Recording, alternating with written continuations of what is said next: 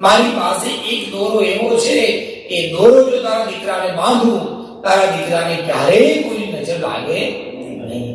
ઓ એમ મારો છોકરો હમણાં થઈ જાવ.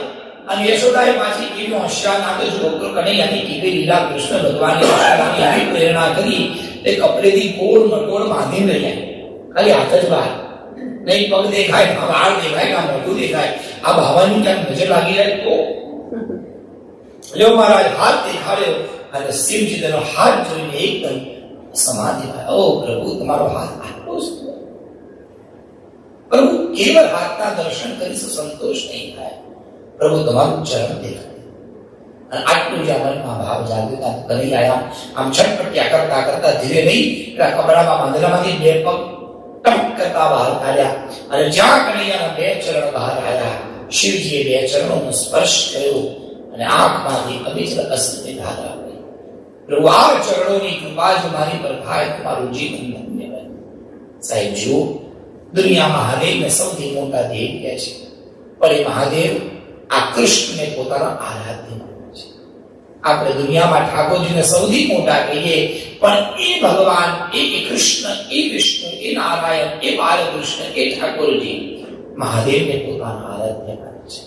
એનો મતલબ એવો, ભગવાન શિવ અને ભગવાન નારાયણમાં કોઈ ભેદ નથી.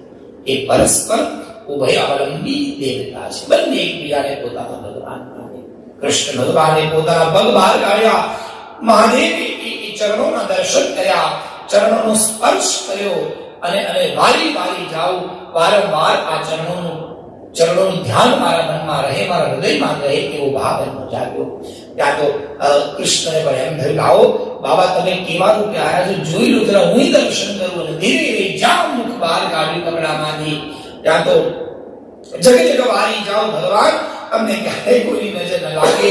તો અનેક શબ્દોમાં સ્વયં ભગવાન મહાદેવે કનૈયાને સ્તુતિ કરી, ડમરું વગાડ્યું, નાચવા લાગ્યા, કૂદવા લાગ્યા. યશોદા મૈયાની 3 પરિક્રમા કરી, દંડવત નમસ્કાર કર્યા, આનંદ વિભોર થઈ ગયા. યશોદાએ કીધું, મહારાજ આ બધા નાટકો બંધ કરો, પેલા દોરો બાંધો, બોલો જય શ્રી કૃષ્ણ. આ શું કરો છો? મહાદેવે એક સુંદર શ્લોક કીધો, અને એ શ્લોકમાં એવું કહેવામાં આવ્યું, યશોદા તું કેટલી ભાગ્યશાળી છે. આખા વિશ્વને ચલાવનાર, આ વિશ્વ જગત નિયંતા જગદીશ આ તારા ખોળામાં રમે છે. મારી દૃષ્ટિએ દુનિયામાં સૌથી ભાગ્યશાળી વ્યક્તિ એક જ, અને એ છે એ મા યશોદા. એના જેવું ભાગ્યશાળી દુનિયામાં કોઈ નથી.